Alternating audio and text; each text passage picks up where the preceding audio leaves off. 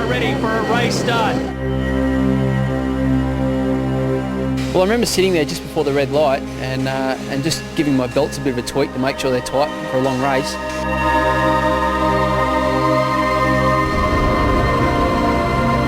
Oh, that's an incredible smash to start this race.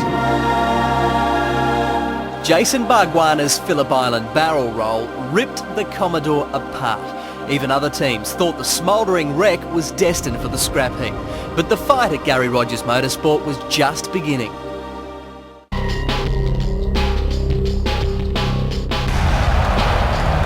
What followed was one of the sport's great comebacks.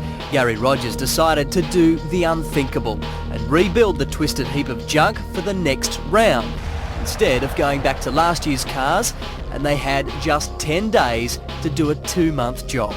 The basis of the car is the roll cage, and if the roll cage is intact, even if it's bent and moved somewhat, you can fix that. The only thing that was left on the car was basically the firewall and the roll cage.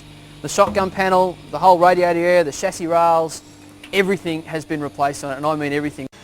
Okay, well, as you can see down the back here, when I mention everything's replaced, we're talking quarter panels, we're talking even the parcel shelf in the rear of the car, the roof, the pillars, the sides, the whole shooting match. The small team raced against the clock, gutted it back to this, and planned their comeback for round 3.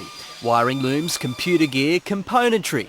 Everything was replaced and reshaped in a right royal Garry Rogering.